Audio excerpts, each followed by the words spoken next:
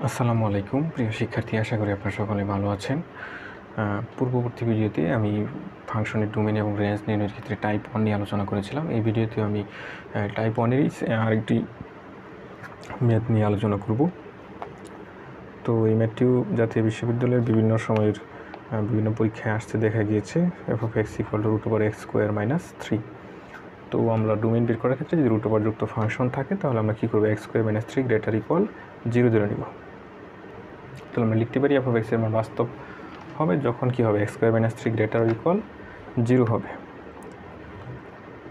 তাহলে আমরা এখান থেকে এরকম লিখতে পারি x² আমাদের মেইন টার্গেট থাকবে উৎপাদক আকারে নিয়ে আসা, অর্থাৎ a² - b² এর সূত্র প্রথমে বানাবো, তারপর কিন্তু আমরা উৎপাদক আকারে চলে আসতে পারবো।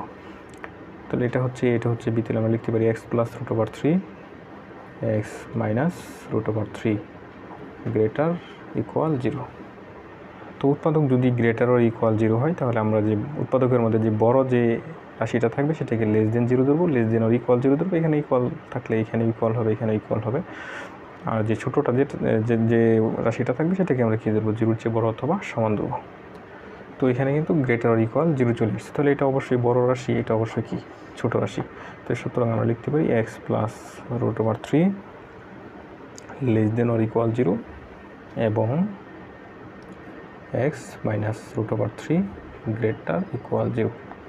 তো আমরা এখান থেকে x এর ভ্যালু পেতে পারি -√3 এর চেয়ে ছোটো অথবা সমান, এবং এখান থেকে x এর ভ্যালু পেতে পারি √3 এর চেয়ে বড় অথবা সমান। অর্থাৎ √3গুলোকে জাস্ট কী করা হয়েছে, চেঞ্জ করা হয়েছে, বাম পাশ থেকে ডান পাশে নেওয়া হয়েছে। তাহলে আমরা এটাকে এরকমভাবে লিখতে পারি। সুতরাং x কী হবে, x হবে √3 এর চেয়ে √3 এর চেয়ে বড় অথবা সমান হবে। > 0 ফাংশনের ক্ষেত্রে এখানে এবং হবে না, এখানে বা হবে।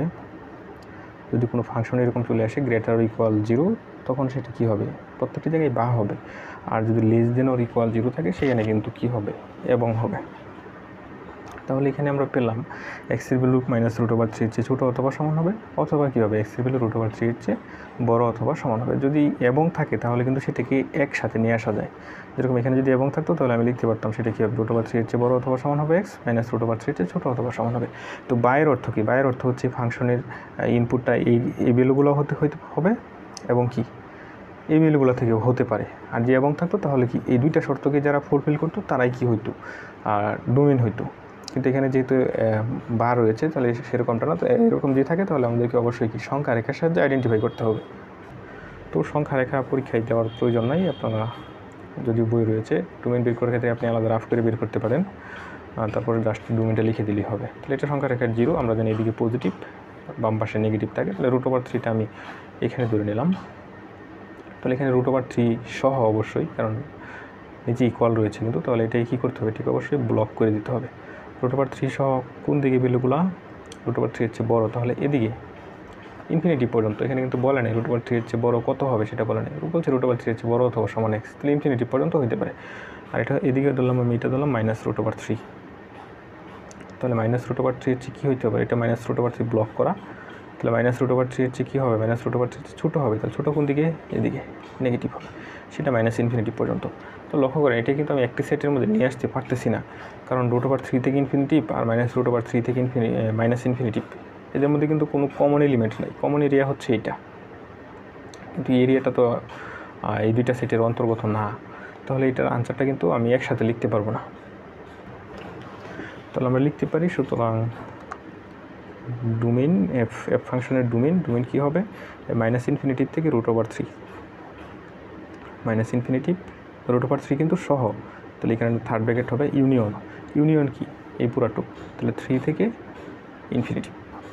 এটাই কিন্তু আর একটা সেটের ভিতরে নিয়ে আসা সম্ভব নয়, কারণ মাঝখানে কিন্তু এই এলিমেন্টগুলো নাই। এলিমেন্টগুলো থাকলে একটা সেটের ভিতরে নিয়ে আসা যেত। তাহলে এটাই কী হবে, এটাই হবে এই ফাংশনের জন্য ডোমেন হবে। এখন আমরা রেঞ্জ বের করব। তো রেঞ্জ বের করার ক্ষেত্রে আমরা জানি যে এই ফাংশনে কী বের করব, আমরা বিপরীত ফাংশন বের করব। অর্থাৎ f(x) এর ক্ষেত্রে f−x বের করব। তবে যুক্ত ফাংশনের ক্ষেত্রে আমরা f−x পর্যন্ত যাব না, f−y পর্যন্তই লিখব। তাহলে ধরি, তো এখান থেকে আমরা x = লিখতে পারি f−y। তো এই যুক্ত যত ফাংশন রয়েছে সবগুলোর ক্ষেত্রেই কিন্তু আপনার ওয়াইয়ের মানটা কী হবে, ওয়াইয়ের মানটা 0-র চেয়ে ছোটো হতে পারবে না। এই ফাংশনের ক্ষেত্রে যদি আপনি টেস্ট করেন এই -ইনফিনিটিভ থেকে √3 পর্যন্ত যে ভ্যালুগুলো রয়েছে অথবা 3 থেকে ইনফিনিটি, এগুলো যদি এখানে বসানোর ফলে এটা ওয়াইয়ের ভ্যালুটা অবশ্যই কী হবে, আমরা এটাকে কিন্তু এই যে রেঞ্জের ক্ষেত্রে y equal to f(x) equal to কিন্তু এটা ধরছি। তো সেক্ষেত্রে ওয়াইয়ের ভ্যালুটা কী হবে, ওয়াইটাই হবে রেঞ্জ, অর্থাৎ এক্সের ভ্যালুগুলো আমি যে ইনপুট এক্স ডোমেইন থেকে এক্সের যে ভ্যালুগুলো ইনপুট দেবো সেগুলোর জন্য যে আনসারটা পাবো সেটাই হচ্ছে আমরা জানি রেঞ্জ, আর সেটাই কি ওয়াইয়ের মান। তো এই ক্ষেত্রেও কিন্তু এখান থেকে আপনার যদি ডোমেইনগুলো ইনপুট দিয়ে দেখেন সেটা অবশ্যই 0-র চেয়ে ছোটো হবে না, 0-র চেয়ে ছোটো হইতে পারবে না, সেটা 0-র চেয়ে অবশ্যই কী হবে, বড় হবে, 0-র চেয়ে বড় অথবা কী হবে, সমান হবে। তো এই ক্ষেত্রে আমরা কী লিখব যে ওয়াইল ডাজ নট লেস দেন 0। তো এটা হচ্ছে √যুক্ত যত ফাংশন রয়েছে সবগুলোর ক্ষেত্রে সেম। তো আমরা এখানে লিখতে পারি y does not less than 0, অর্থাৎ এর মান 0-র চেয়ে ছোটো হতে পারবে না, সমান হবে অথবা কী হবে, 0-র চেয়ে বড় হবে। তাহলে এখন আমাদের কাজ হচ্ছে ওয়াই ইকুয়াল টু এই ফাংশনটা ধরবো। এখন এক্সের মান বের করার জন্য এখানে আমরা উভয় পাশে স্কোয়ার করি, ওয়াই স্কোয়ার ইকুয়াল টু